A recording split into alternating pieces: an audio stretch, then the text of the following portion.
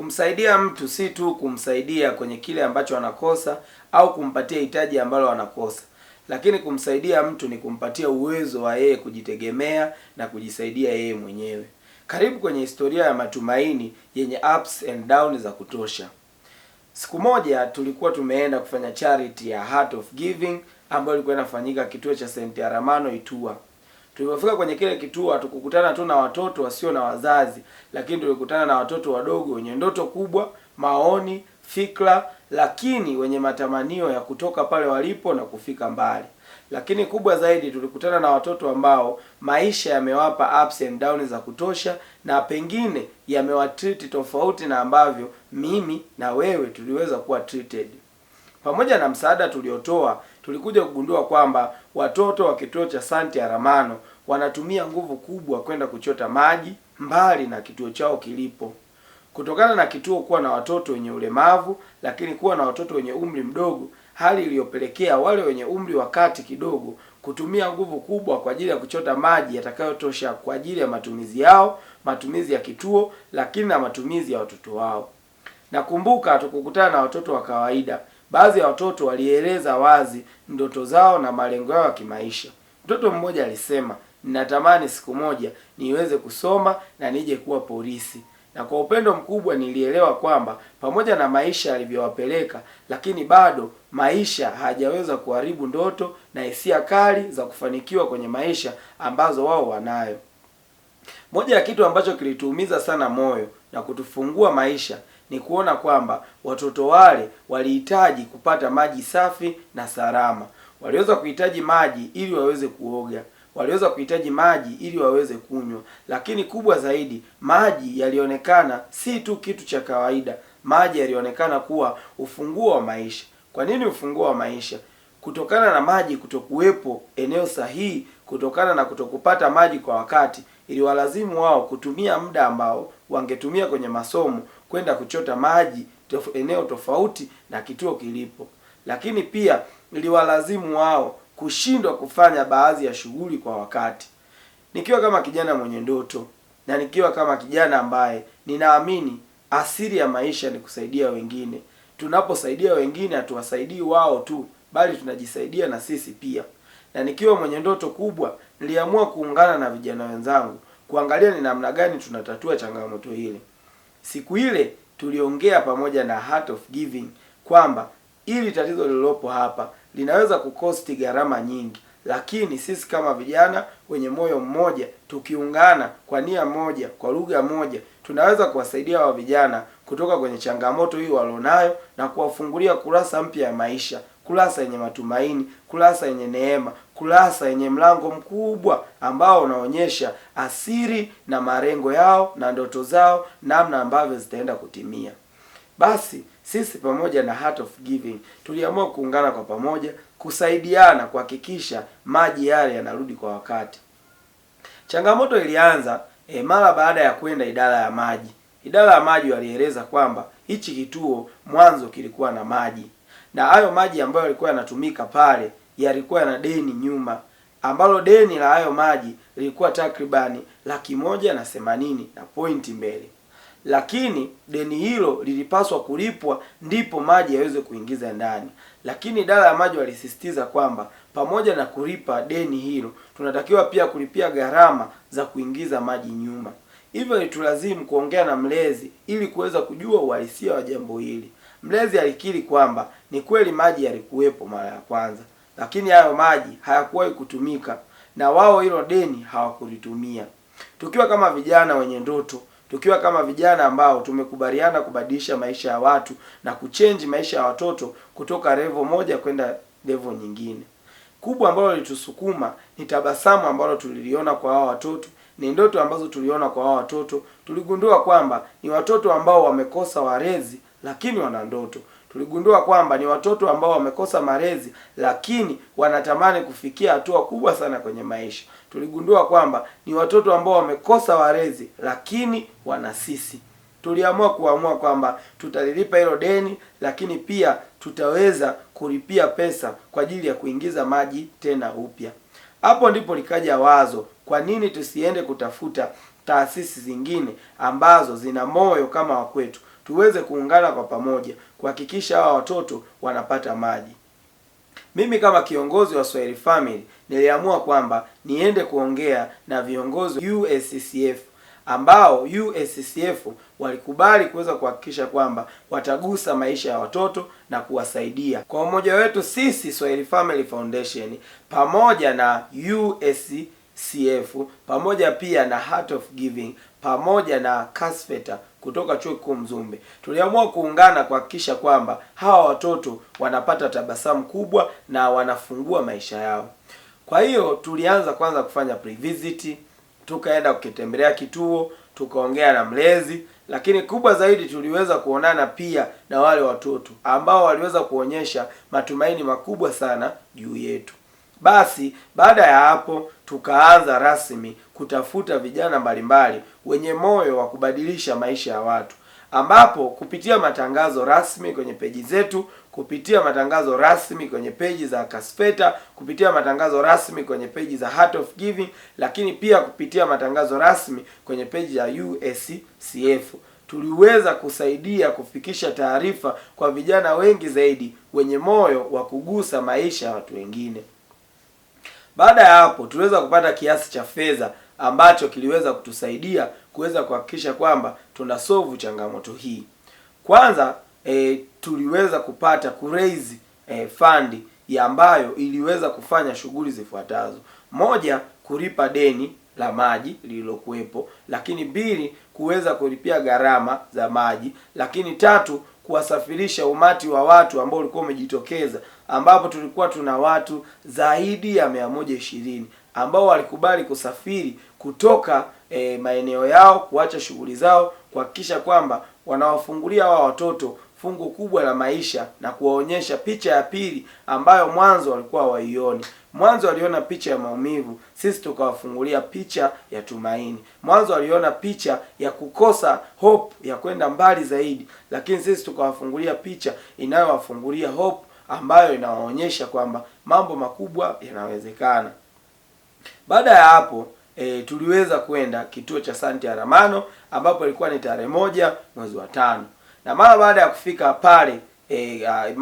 ya kufika pale kituo cha Santi Aramano hiyo siku ya asubuhi, tuliweza kukubaliana kwamba sisi kama viongozi tutaweza kuandaa chakula kwa ajili ya vijana wetu, tutaweza kuandaa usafiri kwa ajili ya vijana wetu, lakini kubwa zaidi ni kuhakikisha kwamba watoto wanapata maji safi na salama. Safari hii ya matumaini ilianzia Chuo Kikuu Mzumbe campus ya Mbeya, ambapo wanachuo kutoka vyuo mbalimbali waliweza kukutana pale Chuo Kikuu Mzumbe. Tulikuwa na watu kutoka TIA, tulikuwa na watu kutoka KUOM, tulikuwa na watu kutoka MUST, tulikuwa na watu kutoka Mzumbe, lakini pia tulikuwa tuna watu ambao wanatokea mtaani, lakini pia tulikuwa na viongozi mbalimbali wa Swahili Family pamoja na memba wao. Safari ilianza kwa matumaini makubwa, huku tukiamini kwamba yako mengi ambayo yanaweza kufanyika kupitia sisi. Na mara baada ya kuanzisha hiyo safari ya matumaini, kwa pamoja tuliweza kutembea na kuhakikisha kwamba tunafika pamoja na tunasaidia ile jamii. Lakini tulipofika kwenye kile kituo tulipata changamoto kidogo, baadhi ya gari zikawa zinapotea njia, na kama unavyojua gharama za mafuta zimekuwa kubwa. Kwa hiyo wamiliki wa magari walikuwa wakilalamika sana, wakidai kwamba tunatakiwa kuongezea pesa, lakini pia tunatakiwa kutoa maelezo yaliyonyoka. Ilifikia hatua baadhi ya wamiliki wa magari walidai kwamba wao hawatarudi tena raundi ya pili kuchukua watu, jambo ambalo lilipelekea kuaffect muda wa wale vijana kurudi nyumbani mara baada ya kuwasaidia watoto. Kwenye safari ilikuwa ni safari ambayo ilijaa furaha, watu walikuwa wakiimba nyimbo mbalimbali, watu walikuwa wakimsifu Mungu, wengine walikuwa wakitoa burudani, wengine walikuwa wakijadili mambo mbalimbali, lakini yote kwa yote yalikuwa yakionyesha nia njema ya vijana hawa kuhakikisha kwamba wanagusa maisha ya wale watoto. Mara baada ya kufika kituoni tulipokelewa kwa ukubwa, kwa heshima, na watoto baada ya kutuona walijawa na furaha. Kuna baadhi ya watoto walikuwa wanatukimbilia, kuna baadhi ya watoto walionyesha furaha, kuna baadhi ya watoto walidhani kwamba sisi tumefika pale kuweza kuhakikisha kwamba tumewapa tumaini, ambalo ni kweli tulienda kuwapatia tumaini jipya na kuwafungulia mwanga mpya wa maisha yao. Mara baada ya kufika kituoni, vijana bana, unajua tunasema kwamba charity is purpose, charity na furaha. Usiende bana kuwaona labda watoto lakini wewe ukawa una furaha, umekaa tu as if kama upo msibani. Vijana bana wakaamua kuwa wanaburudika, wanafanya michezo ya aina mbalimbali. Wako vijana ambao walikuwa wakicheza mpira wa miguu, wakishindana pamoja na watoto, na hakucheza mpira kama tu mchezo wa kawaida. Walicheza mpira kama sehemu ya kujiungamanisha na watoto. Hawakucheza mpira kama tu soka kama ambavyo tunaliona. Walitumia mpira kama kiungo muhimu cha kuwaonyesha watoto kwamba sisi tunawathamini, cha kuwaonyesha watoto kwamba tuko pamoja nanyi, cha kuwaonyesha watoto kwamba sisi na nyinyi ni familia moja. Kwenye huo mchezo wa mpira wa miguu, matokeo mengi yalitokea na watu waliweza kuenjoy, kutabasamu, na kwa kiasi kubwa iliweza kuleta furaha. Lakini pia wako vijana ambao waliamua kushindana bana, kuvuta kamba, kufanya nini, na wakati wanacheza na hizo kamba, watu walikuwa wakicheka, wakienjoy, wakipata hamasa, wakipata burudani. Na kwenye huo uvutaji wa kamba ziko changamoto ambazo zilitokea. Mfano, kuna kijana wetu aliweza kuanguka, lakini pia hata Vice President wa Swahili Family aliweza kupata kuumia mkono wakati anavuta ile pale kamba. Lakini maumivu aliyopata kwenye mkono hayakuweza kushinda furaha ambayo ameileta kwa wale watoto. Hayakuweza kushinda furaha kubwa ambayo yeye kama kijana ameweza kuifanya na kuimpawa maisha ya vijana kutoka level moja ya maisha kwenda level nyingine. Lakini pia watoto hawakuwa mbali, nao walihitaji kucheza mpira, nao walihitaji kuvuta kamba, na tulifurahi sana kwa sababu tuliamini kwamba tumeungana nao na kujenga familia kubwa na kuweka matumaini mazito. Baada ya hapo bana, tuliwaita kama vijana wote tukawaita, na wao pia wakaja. Watu mbalimbali wakawa wanasalimia wageni wa wenyeji, lakini pia watoto. Na tukiwa pale tuliweza kuzungumza mambo mengi. Kwanza tuliweza kuwaeleza wale watoto kwamba wasijisikie vibaya. Mungu ndio mwamuzi wa yote. Mungu ndio alipanga hivyo, hakuamua kuwapa wazazi, lakini aliwapa sisi kama kaka zao. Mungu hakuamua kuwapa walezi, lakini aliwapa dada zao wapya. Tuliwasisitiza kwamba sisi ni watu ambao tumekuja kufanya kazi ya Mungu, na tunaamini kwamba kupitia sisi Mungu anaweza kujifunua zaidi kwao na kuhakikisha kwamba anawapa future ya maisha. Watu mbalimbali waliongea, mwenyekiti wa USCF, mwakilishi kutoka Kasfeta, mwanzilishi wa Heart of Giving, lakini pia na viongozi mbalimbali wa Swahili Family. Na mara baada ya maongezi tulimwomba mlezi atuonyeshe sehemu ya kupika. Na hapa sasa sijui nisemaje, lakini tukapata changamoto kubwa zaidi ambayo ikaanza kutusumbua. Bana, maji yalikuwa yako mbali, yani mpaka uende sehemu ya kupikia unatakiwa uchote maji. Na kama unavyojua kwamba bila maji hakuna namna ya kupika. Basi hapo nikaona kwamba kuna watu wana moyo, lakini kubeba ndoo sasa zile kubwa ikawa ni changamoto. Basi tukaanza kuhamasishana, tukasema sisi vijana wa kiume lazima tufanye kitu kuweza kuhakikisha kwamba tunaenda kubeba maji wakati dada zetu wanapika. Basi kwa pamoja tukaamua kujibeba kwenda mpaka sehemu ambapo maji yanatoka. Sasa baada ya kufika kule ambako maji yanatoka kwa pamoja, tukaamua sasa kuanza kukinga maji, kutafuta, na tukakuta pale kuna kisima ambacho baadhi ya muda wanavuta maji wanahifadhi, lakini kipo mbali. Kwa tulivyoenda hiyo eneo ambalo lina maji, tukaanza kwa pamoja kuchota maji. Baadaye tukahisi kwamba kubeba ndoo moja moja hivi tunachoka. Tukaamua sasa kuweka maji mengi. Yaani tunabeba dishi kubwa ambalo kwenye hilo dishi tunakinga maji, likishajaa tunaanza kubebeleana kwa pamoja. Haikuwa kazi ya kawaida. Ilikuwa ni kazi ambayo inagusa maisha yetu. Watu hawakuishia tu kutoa pesa, walitoa nguvu zao, walitoa jitihada zao, walitoa moyo wao kuhakikisha kwamba si tu wanagusa maisha ya wale watoto na kuyaacha yalipo, bali wanagusa maisha ya wale watoto na wanayabadilisha kuweza kuhakikisha kwamba yanatoka level ndogo ya kimaisha yanaenda level kubwa zaidi. Binafsi niwe mkweli, nilichoka. Yaani kubeba yale maji kwenda nayo, kurudi kwenda nayo, yaani nilikuwa nimechoka sana. Lakini nikasema kama watoto wamekuwa wakiishi haya maisha kila siku na mimi kama kijana ninachoka, je, wao watoto wao wanachoka kiasi gani?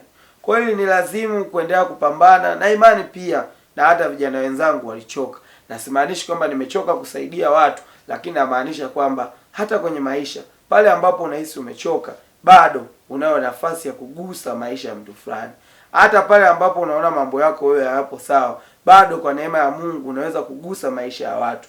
Kuna muda sio lazima tuwe tumeinuka au tunajiweza ndio tusaidie wengine. Kuna muda jitihada ndogo, uelewa mdogo unaweza kubadilisha maisha ya watu na kuwasaidia kwa namna moja au nyingine. Hatusaidii watu kwa sababu tuna kila kitu. Tunawasaidia watu kwa sababu tuna moyo wa kuwasaidia. Hatuwasaidii watu kwa sababu tunataka sifa au tunataka nini. Tunawasaidia watu kwa sababu ni jukumu letu kusaidiana kubadilisha maisha ya jamii. Basi kwenye kuchota maji watu mbalimbali walikuwa wakipika kule jikoni, na katika kitengo ambacho mimi nilikipenda personal binafsi ni sehemu ya kupika, kwa sababu mimi napenda sana kula. Na kibaya zaidi pale kulikuwa kuna wali mzee, walikuwa wanapika wali nini, na ulikuwa ni wali mzuri. Kwa hiyo kwanza nimeanza kusikia harufu, nikaanza hata kupata nguvu, kuamini kwamba japo nahangaika sasa hivi kuchota maji, kuleta, kufanya nini, lakini kwa wakati huo huo ninapata msosi kula, ambapo kama unavyojua kula ni muhimu na ni potential. Basi bwana, tulikuwa na ndizi zetu pale ambazo zitakuwa kukaangwa, kulikuwa kuna wali, kulikuwa kuna vyakula vingi ambavyo viliandaliwa. Na walichonifurahisha zaidi ni mabinti kutokea USSF, kutokea Swahili Family, kutokea Art of Giving na Kasfeta. Bana waliweza kukata kachumbari pia. Pale wakata kachumbari nzuri ikawepo. Na nikiwa kama kijana wa Kinyakyusa, nikiri kabisa nilikuwa nimebeba parachichi kwenye begi langu. Kwa naenda charity, nilikuwa na parachichi lipo, nikisema kwamba leo nafanya kazi lakini nitakula, nitaenjoy. Basi chakula wakati kinaendelea kupikwa, kinaendelea kuiva, kila kitu kimesetiwa. Ujue kidogo sasa pale, ujue tunaenda kupika chakula cha watu zaidi ya 100.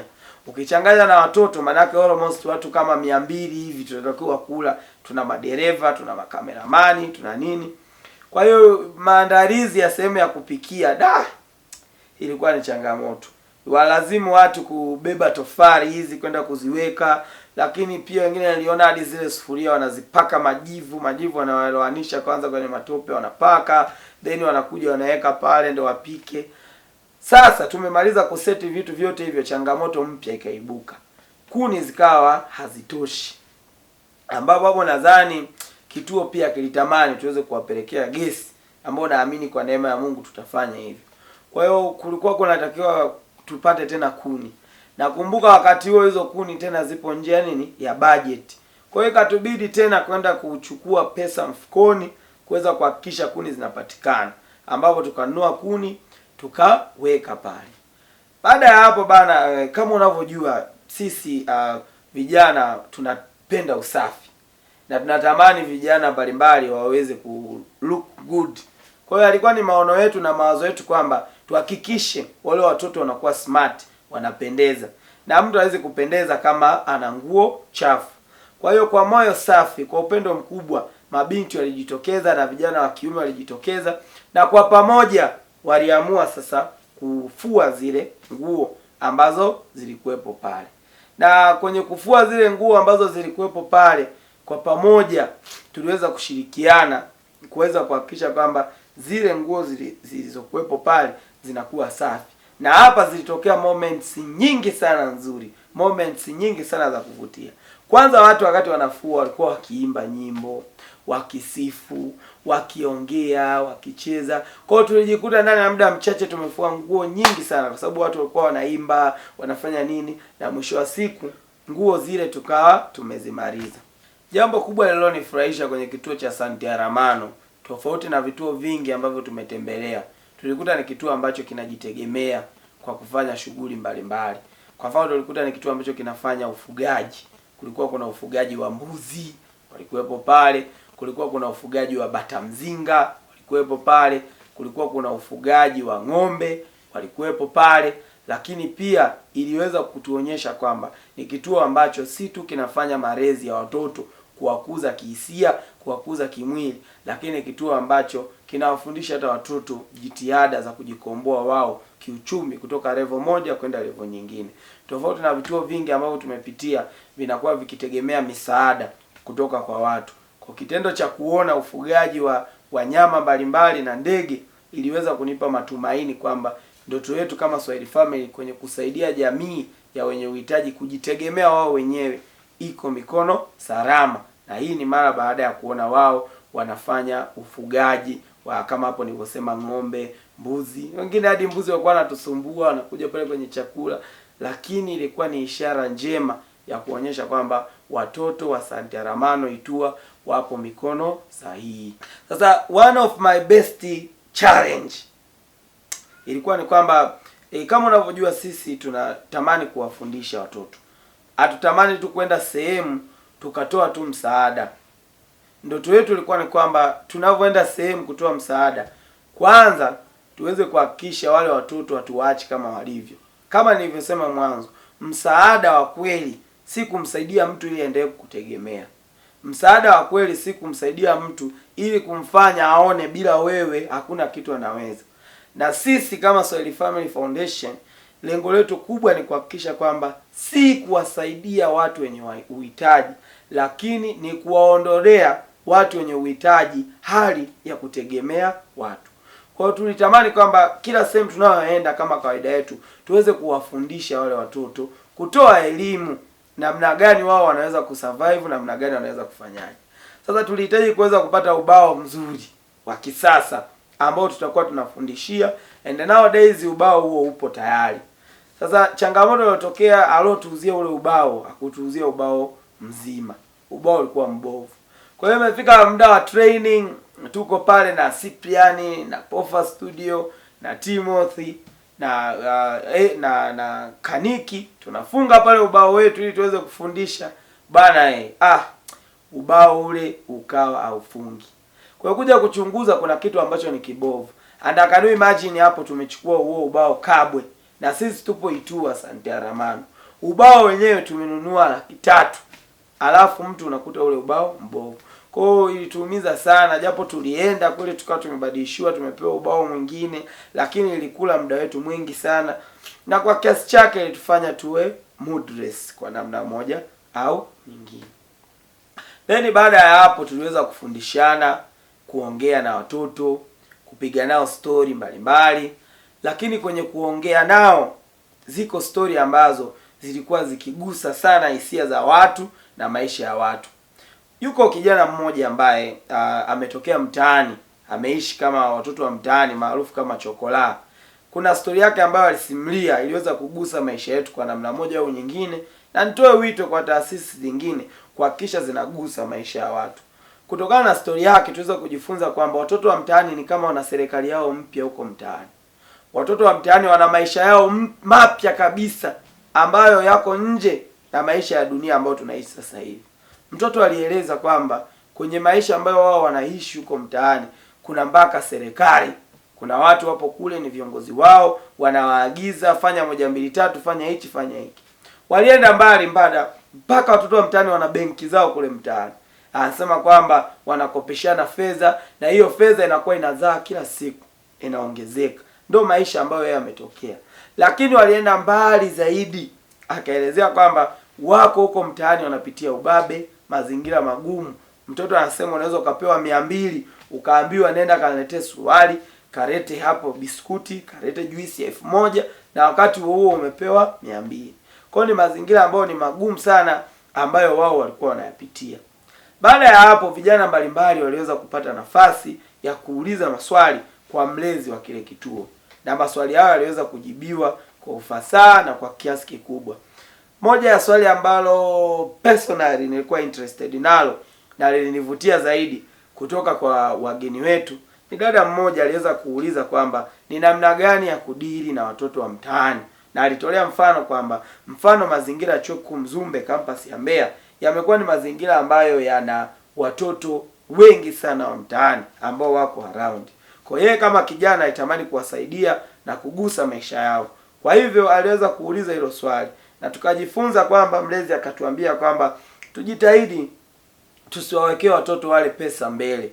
Unapomwekea pesa mbele, mtoto haji kwako kwa sababu ya kufata upendo au kufata mazingira mazuri au kupambania ndoto yake ya kimasomo, lakini anakuja kwako ili aweze kuhakikisha kwamba anapata kile ambacho wewe unacho. Anakuja kwako ili aweze kuhakikisha kwamba anapata ile fedha ambayo wewe unayo. Kwa hiyo siku ukiacha kumprovidea hiyo pesa, yeye anaondoka na anakuona una maana.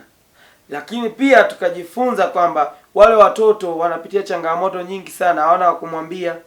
Wanapitia changamoto ambazo kwa umri wao ni ngumu kupambana nazo, na nikapata somo kubwa sana. Tunaona watoto wa mtaani wanatukaba, tunaona watoto wa mtaani wanatuibia, tunawaona kama waovyo, hawahitaji tena msaada. Si kweli.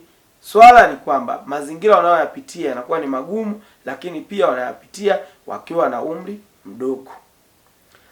Baada ya hapo, kwa pamoja sasa tuliweza kutoka nje tukapata chakula, na personally kama nilivyokuambia ndio kipengele ambacho nilikuwa nakifurahia. Mimi napenda sana kula na napenda sana wali, na nikipata wali nikapata na parachichi pale nika enjoy sana. Lakini sio sisi tu, tulikula mpaka chakula kikabaki, tukala pamoja na watoto, tukala kwa kuenjoy, watu wakaimba, na baada ya hapo tukaanza sasa kuosha vyombo kwa pamoja. Na mimi pia niliosha vyombo, tukaosha, na baada ya kuosha tukarudi ukumbini, tukaweza kuagana, na baada ya kuagana sasa tukapiga picha pamoja, na mwisho tukapanda magari kuanza kurudi Mbeya. Changamoto ambazo tumekutana nazo, moja ni usafiri. Usafiri ulikuwa ni gharama sana. Kwa mfano kwenye usafiri tujikuta tunatumia 180,000 usafiri peke yake kwenda na kurudi, na huo ni usafiri wa jumla wa vijana tu wale kwenda na kuwarudisha. Lakini pia kulikuwa kuna gharama za usafiri ndogo ndogo, kwa mfano kama ambavyo nimesimulia hapo nyuma, kwenda kubadilisha ubao ule wa kufundishia, itukuta kwamba tunatumia kosti kubwa zaidi. Kwa mfano kwenda tu na kurudi kule tujikuta tumetumia almost 15,000 kwa ajili ya kusafiri. Lakini pia usafiri mdogo mdogo ulikuwa ni kwamba kuni zilifeli kuna muda, kwa hiyo ikatulazimu sisi tuweze kutumia fedha nyingine kwenda kununua zile kuni. Changamoto nyingine, sijui nianzie wapi, lakini kuna vijana ni wavivu. Yaani mtu mnasafiri naye ametoa mchango, yeye anafika kule kazi yake ni kucheza, kulala, hakuna kazi ambayo yeye anataka afanye. Kwa hiyo mwisho wa siku inajikuta kwamba wale wenye moyo safi ndio kinawapata. Wale wazee wa Bwana Yesu asifiwe, Mungu ni mwema, wanajikuta wanafanya kazi nyingi sana, lakini unakuta ni mtu tu amekaa ametulia. Changamoto nyingine, kuna baadhi ya mabinti walikuwa yani they are not responsible. Hawapiki, hawafanyi nini. Yeye ni muda wote anajiangalia kucha zake, anafanya nini. Anakea sana vitu vyake vya kimwili kuliko kile ambacho kimetupeleka pale. Changamoto nyingine ni idara ya maji. Yaani idara ya maji tumewalipa pesa, tumefanya nini, lakini derailment ya kuleta maji ikawa ni changamoto kubwa sana. Na hii naomba idara ya maji iweze kuzingatia, hususan maeneo kama haya ya vituo, yaweze kupewa msaada wa haraka pale ambapo yanahitaji maji. Can you imagine, tumeenda pale idara ya maji wenyewe ndio wametoa ile mita, wameondoka nayo. Tumelipa deni la maji, tumelipia pesa ya kuingiza maji tena upya, alafu inafika siku ya tukio idara ya maji hawaweki yale maji, na mpaka wiki moja before mbele idara ya maji bado hawaweki yale maji. Kwa huu ni wito kwa idara ya maji na watu ambao wana provide service, hivi vituo vipewe jicho la pili. Kwanza hata kuyakata tu yale maji, watu wa idara ya maji wanafahamiana na watu wengi, kuyaondoa ile mita pale wasingekubali, wangehakikisha wale watoto wanapata maji kwa namna moja au nyingine. Lakini pia ni wito wangu kuwaomba idara ya maji wapeleke maji kwenye kile kituo cha yatima, kwa sababu requirements zote zimefuatwa na pesa yote imekwisha lipwa. Changamoto nyingine, come on. Changamoto nyingine nadhani tu watu kujitenga, ile kukaa pembeni. Tulipofanikiwa, kwanza tulifanikiwa kwenda salama na kurudi salama. Tunamshukuru Mwenyezi Mungu aliye juu. Tunaamini Mwenyezi Mungu ndo anajua kesho yetu, leo yetu, mipango yetu, anapanga kila kitu. Lakini tunamshukuru Mwenyezi Mungu kwa kuwa anaendelea kutuwazia mema siku zote za maisha yetu. Aliweza kuturudisha salama na kutusaidia tuweze kufanikisha hili jambo salama. Lakini pia tulifanikiwa kwenye chakula. Mimi personally nilifurahia kwenye kula, tulikula vizuri, kila mtu alishiba, hakukuwa na malalamiko ya aina yoyote. Pili, tulifanikiwa kutoa elimu kwa wale watoto, lakini pia tulifanikiwa kuwasaidia wao kupata sasa maji ya uhakika ambayo hayatakuwa yakiwasumbua kwenda sehemu moja kwenda maeneo mengine kufanya nini, ikawasaidia. Lastly, nipende kutoa shukrani zangu za dhati kwa USSF. Wameonyesha kwamba sio tu dini ya kawaida, wameonyesha dini ya kweli ya Mwenyezi Mungu kwa kuwasaidia wale wenye uhitaji, wale wenye msaada. Kiuhalisia USCF wamejitoa sana. Kuanzia mwenyekiti na uongozi wake wote hawakukaa nyuma. Waliamua kwamba kwa vyovyote vile haya maisha ya watoto lazima yaguswe. Walipambana kwa kiasi kikubwa, si tu kutoa pesa, lakini kwenda kuweka mazingira sawa. Na personally mimi na wafahamu USSF walikuwa na majukumu yao mengi. Wangeweza kwamba hili jambo sisi tuliache, pengine hili jambo kwa sasa hivi kwetu halina faida, lakini kwa neema ya Mwenyezi Mungu waliweza kusaidia kushika mkono na kuhakikisha kwamba charity hii inafanikiwa. Mungu awabariki sana USSF. Mungu awaongezee maisha marefu kanisa zima. Mungu aendelee kuwapa moyo wa kugusa maisha ya watu wengine na kuhakikisha kwamba mnawatoa watu kutoka maisha magumu kwenda maisha mazuri. Lakini pia nipende kutoa shukrani za dhati kwa Heart of Giving. Vijana walijitoa sana na walionyesha upendo mkubwa sana. Kupitia kiongozi wao Gwakisa waliweza kuonyesha kwamba ipo ndoto ya vijana ambayo iko mikononi kwao, na waliweza kuonyesha kwamba wao wana uwezo wa kuitimiza na wana uwezo wa kuipambania. Kwa hiyo Heart of Giving kweli mlionyesha kwamba mna moyo wa utoaji, mna moyo wa upambanaji, na niseme tu Mungu awaguse, mkainuke mkawe taasisi kubwa, mkainuke mkawe juu zaidi ya hapa, mkaguse maisha ya watoto wengi na familia nyingi. Lakini pia tupende kuwashukuru Kasfeta. Pia waliweza kuonyesha kwamba dini ya kweli si tu kwenda ibadani kila siku. Dini ya kweli si tu kwenda kusali, kuimba kwaya, kucheza, lakini waliweza kufunua upande mpya wa dini, upande mkubwa zaidi kwamba dini ni kugusa maisha ya watu na kusaidia wale watu mbalimbali wenye uhitaji na kuhakikisha wanatoka level moja ya maisha wanaenda level nyingine. Pili, nipende kuwashukuru Pofa Studio. Kama ambavyo umeona hii documentary ambayo nimeishuti hapa imefanyika na Pofa Studio, lakini kwenda kule kupiga picha, kuchukua matukio imefanyika na Pofa Studio. Kwa namna kubwa zaidi wameonyesha kwamba si kwamba tu wana capture best moment za watu ambao wanahitaji kupiga picha. Wamejipambanua kama taasisi ambayo pia ina uwezo wa kugusa maisha ya vijana, ina uwezo kugusa na kusaidia maisha ya watoto wenye uhitaji. Mungu ibariki Pofa Studio, wasaidie wasikwame tu hapo walipo, waweze kugusa maisha ya vijana wengi zaidi, na ili waguse maisha ya vijana wengi zaidi, Mungu wasaidie wapate kazi nyingi, wafanye wapate pesa, ili hizo pesa waweze kuzitumia kwa namna moja au nyingine kugusa maisha ya watu wengine. Kubwa pia furthermore, napenda kuwashukuru viongozi wa Swahili Family. Kwanza nikianza na CEO wa Swahili Family, Cyprian. Hampambana sana kuhakikisha ili jambo linaenda kwenye mstari. Nikiri tu kama mwanzilishi, kuna wakati nilikata tamaa. Sikuona kama kuna njia sisi kama Swahili Family tunaweza kufanikisha hili jambo. Na ni jambo ambalo lilikuwa likiniumiza sana moyo, kwa sababu nilikuwa kila nikitafakari naona kama we need to spend a lot of money kwenye hili swala. Na nikawa naona na mambo mengi yamenishika. Lakini kila nilipotaka kuailisha nikawa nikikumbuka kwamba issue kubwa pale ni maji. Wale watoto wanahitaji msaada. Cyprian alikuwa akanipigia sana simu kunihamasisha. Na kuna muda alikuwa ananiambia Heart of Giving wamefika level fulani, USSF wamefika level fulani.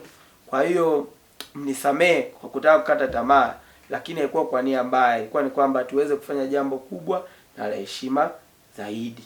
Kwa hiyo iliweza kupush. Lakini pia nipende kuwashukuru viongozi wengine wa Swahili Family kama wakina Kaniki, Pofa Studio, Salma na wengine wengi ambao waliweza kujitoa kupambania na kuhakikisha hili jambo linaenda. Shukrani za kipekee ziende kwa Judith Mwanyika ambaye ni COO wa Swahili Family, aliweza kujitoa kupambana kutafuta funds. Lakini kubwa zaidi tunapenda kumshukuru kaka yetu Benjamin pamoja na kaka yetu Ibrahim kutoka Aroteli ambao kwa pamoja waliweza kusaidia kulipa lile deni la maji, na wakasema kwamba hili deni lazima liweze kupunguzwa na lilipwe ili watoto waweze kupata maji. Kitendo cha wao kukubali kulipia lile deni iliweza kufungua picha mpya kwa wale watoto. Mungu, ninaomba uwabariki Brother Benja na Brother Ibra waweze kutimiza malengo yao na kufikia ndoto yao. Hii ni Swahili Family Foundation, taasisi ambayo tutajitahidi kugusa maisha ya watu kwa namna moja au nyingine. Tunaomba muendelee kuwa pamoja nasi kwenye matukio yanayofuata. Hii ni Swahili Family, kutoka Uswahilini mpaka duniani, Swahili Family to the world. Na mimi ni Shedrack Noel Imani, mwanzilishi wa Swahili Family. Pamoja tutagusa maisha ya watu wengi, pamoja tutaleta tumaini jipya, na pamoja tutawafuta watu wenye uhitaji machozi. Asanteni sana.